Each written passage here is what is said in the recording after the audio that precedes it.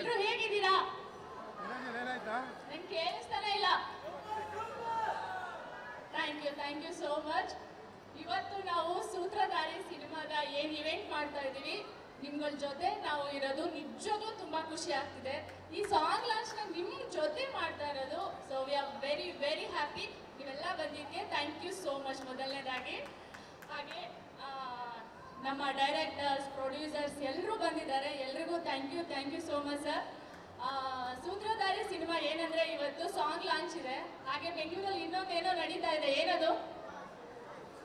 Match. ಹೌದು, IPL match ನಡೀತಿದೆ. ಎಲ್ಲರೂ ಏನು IPL ಎಷ್ಟು ಇಷ್ಟಪಡ್ತೀರಾ?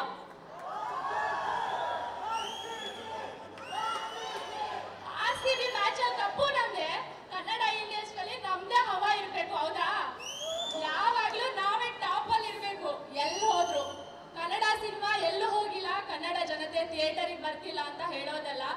ನಮ್ಮ ಜನತೆ ನಮಗೆ ಗೊತ್ತಿದೆ ಎಷ್ಟು ವರ್ಷದಿಂದ ಕನ್ನಡ ಸಿನಿಮಾ ಪರಂಪರೆ ಆಗಿರ್ಬೋದು, ಎಷ್ಟು ಜನ ಅದಕ್ಕಿರೋ ಅಂತ ಇದನ್ನ ನಾವು ಹೇಳಕ್ ಆಗದೇ ಇಲ್ಲ. ಒಳ್ಳೆ ಸಿನಿಮಾ ಇದ್ರೆ ನಮ್ಮ ಕನ್ನಡಿಗರ ಸಿನಿಮಾ ನೋಡ್ತಾರೆ. ಅದಕ್ಕೆಲ್ಲ ನಾವೇ ಸಾಕ್ಷಿ. ಸೊ ಸೂತ್ರಧಾರಿ ಅಷ್ಟೇ ಮೇ 9ನೇ ತಾರೀಕು ಬರ್ತಾ ಇದ್ದೀವಿ.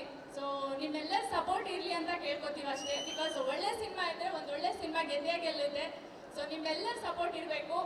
ಸೊ ಚಂದನ್ ಶೆಟ್ಟಿ ಅವ್ರ ಜೊತೆ ಕೆಲಸ ಮಾಡಿ ತುಂಬ ಇಷ್ಟ ಆಯಿತು ನನಗೆ. ಅವರ ಡೆಡಿಕೇಶನ್ ಆಗಿರ್ಬೋದು, ಹಾರ್ಡ್ ವರ್ಕ್ ತುಂಬ ಇಷ್ಟ ಆಯಿತು.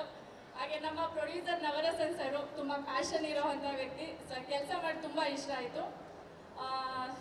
ಎಲ್ಲ ಮಾಧ್ಯಮ ಮಿತ್ರರಿಗೂ ಥ್ಯಾಂಕ್ ಯು ಸೋ ಮಚ್. ನಮ್ಮ ಸಿನಿಮಾದ ಈ ಎಲ್ಲನೂ ಕೂಡ ಜನಗಳಿಗೆ ಕಲಿಸ್ತಾ ಇದ್ದೀರಾ. ಸೊ ಎಲ್ಲರೂ ನೋಡ್ತೀರಾ ಸಿನಿಮಾನ? ಯಾವತ್ತೂ ಇಲ್ಲಿ